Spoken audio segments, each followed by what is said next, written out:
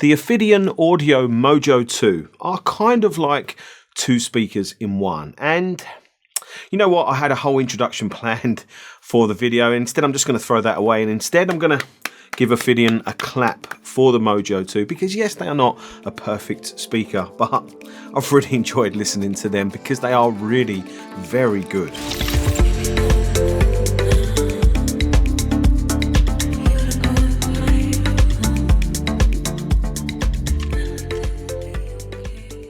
If you are new here, this is speaker review number 8 from 9 in a big Stand Mount speaker group mega test. And as we are near the end now, it means the comparisons and the competition are crazy stiff. In this review, I will be comparing the Ophidian Mojo 2 to the KEF LS50 META, the Buchardt S300 Mark II SE, the ATC SCM11, the Amphion, Argon1, the Acoustic Energy AE500, the Neat Acoustics, Motive SX3 and the Sonus Faber Lumina 1. Like I said, crazy stiff competition, and all of these speaker reviews are already up in my YouTube channel and they're easily found on the home page. And you might be new to Ophidian Audio, and they are a UK based high-end speaker manufacturer that have been in business for around 10 years. And they have two product lines, the M series that the Mojo 2 is in, and the P series, which is their flagship speaker range, and each series have 3 speakers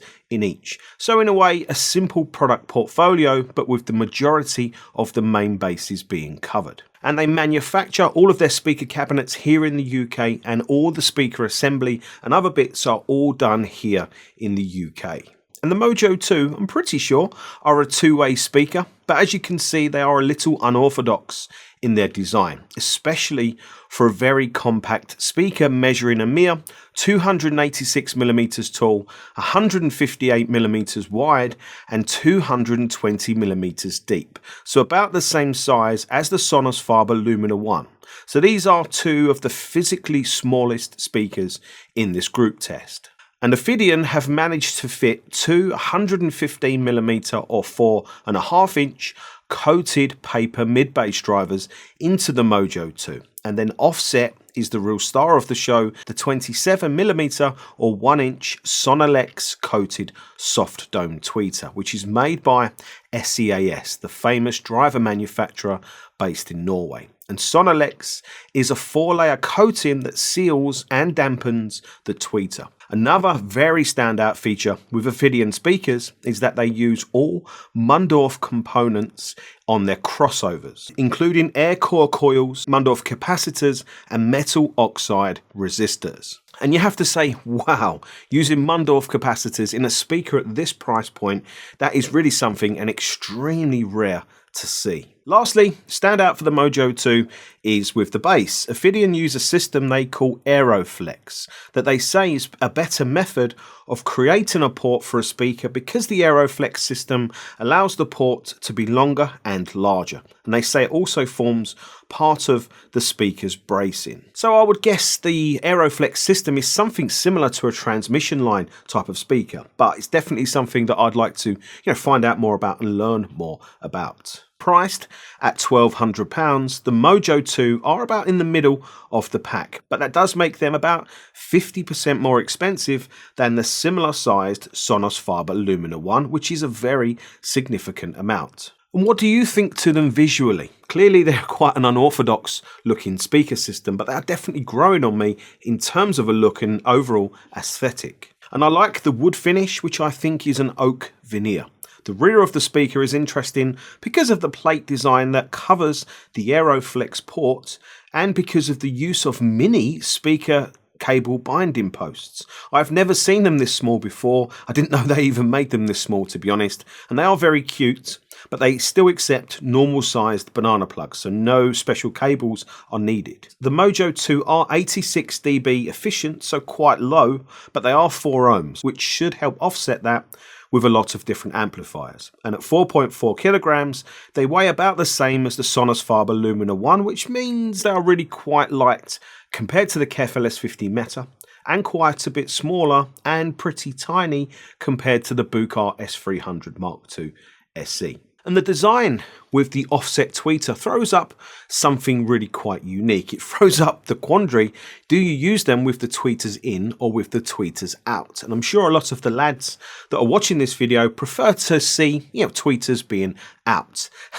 But for purposes of sound quality, I assumed we would get the best sound quality from the Mojo 2 with the tweeters set in. So I started the review with them set like that. I went through the whole process of setting them up, doing a full direct live calibration, and even all the way to the end doing sound recordings. So I got to know the Mojo 2 really quite well by this stage, and for sound quality they reminded me a lot of the neat Acoustics Motive SX3 in terms of creating a very open soundstage with lots of space in it, but they are also quite polar opposites to the Neat. Now I said in the SX3 review that I was really impressed by their tweeter and how well behaved it was, but I also felt that I would like maybe a little bit more bite from that tweeter. Well, step up the Ophidian Mojo 2, because that is exactly what they give you. The tweeter is really something because it's lively, fast and very precise sounding, and it's also very present. Treble details really shine and shimmer, and they really pop off of the background, rather than with quite a few of the other speakers in this group test where their treble feels more like a back-in entity rather than something that is really kind of clear, present up front and quite forward in the soundstage. And that works really nicely in my acoustically treated listening room. But there is a little bit of a trade-off. What I noticed was that in music that is either kind of mixed or mastered with quite a hot or very present treble, or maybe in the music where there's some very obvious sibilance in it, well then the Mojo 2, they do very much make you aware of that sibilance. Yes, they're not really emphasizing it, or they're certainly not adding it to music that doesn't have it, but when it's there in the music, the Mojo 2 set with the tweeters in very much make you aware of that sibilance, and they definitely don't smooth over it or gloss over it. And it was that part of their presentation that made me think, well actually maybe they would sound better with the tweeters set out.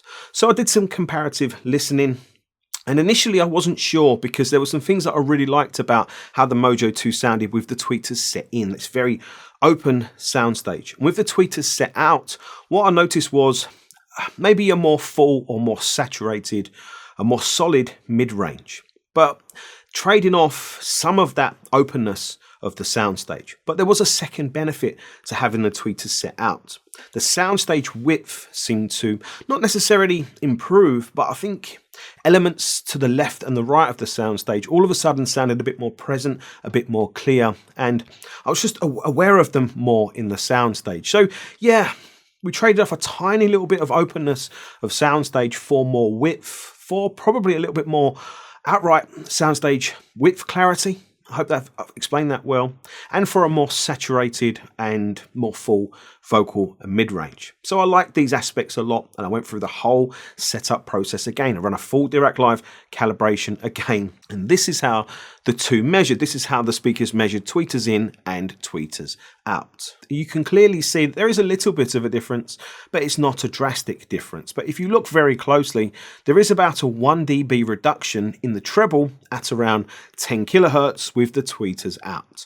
However, you are probably more interested in the speaker's overall response and measurement in my room, because it doesn't really look anything amazing or clap worthy, especially when you compare it to, say, the Amphion Argon1, which measures more in inverted commas accurate, and the ATC SCM11, they measure also more accurate, as do the LS50 META. So what is going on here? Why are we seeing that dip in the 2 kilohertz region with the Mojo 2? Well, the answer is I really don't know. I'm really not sure. Maybe that's going through the crossover. I couldn't find that information on the Ophidian website.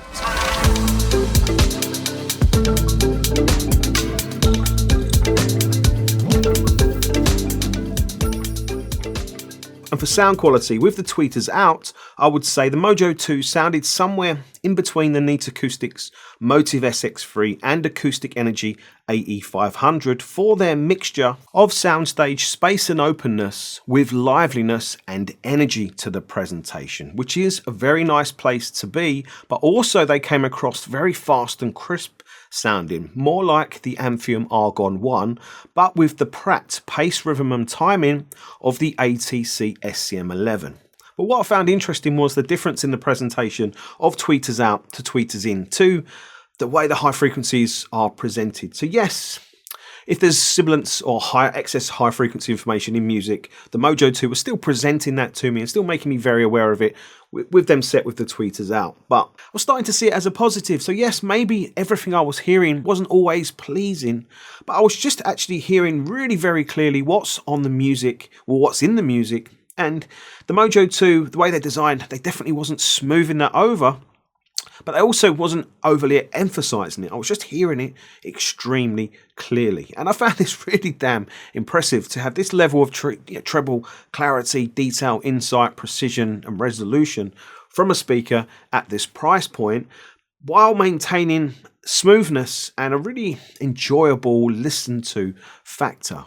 And vocals, as I mentioned, now sounded more saturated, or maybe with better tonality or fullness to them, but they still sounded very crisp with fantastic speed and a really nicely defined edge. Not so defined where they sound carved out in stone, like maybe the LS50 META and Amphion Argon1, somewhere between that and maybe the smoothness of the neat Acoustics Motive SX3.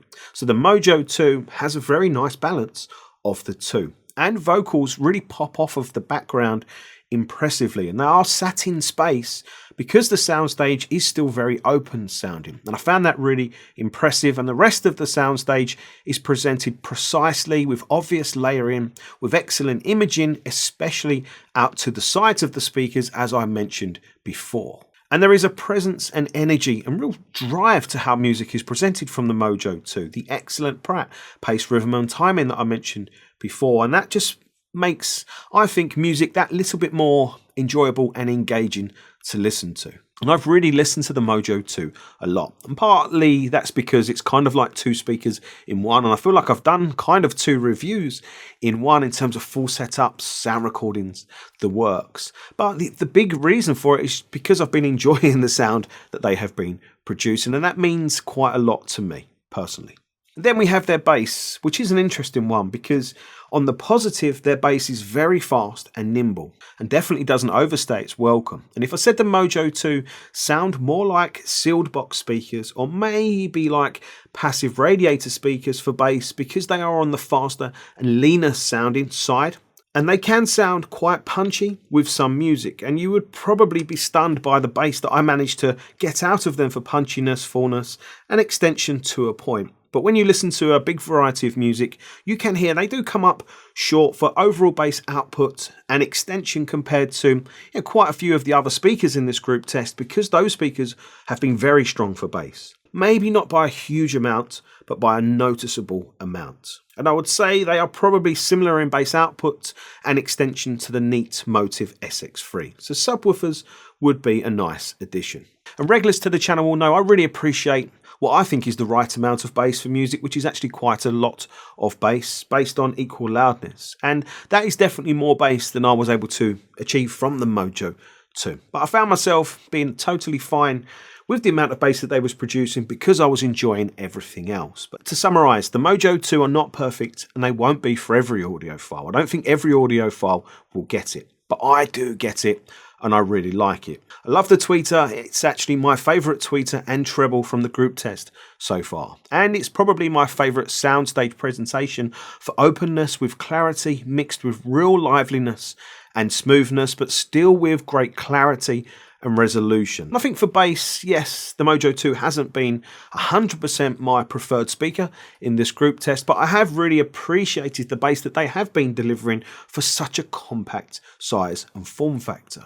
So yeah, the Mojo 2 is definitely one of my favourite speakers of the group test so far, and that is why I gave Ophidian the clap at the beginning of the video, because I definitely wasn't expecting to like the Mojo 2 as much as I do. But I've definitely not made any final decisions as of yet, because there are still interesting speakers to look at as part of this group test, and those speakers are definitely not going down without a fight for the best stand mount speaker in this group test. So you're definitely not going to want to miss the next video. Make sure you subscribe to the channel, hit the notification bell, hit the thumbs up if you've enjoyed this video. Thanks for watching. I'll see you soon. Take care. Bye.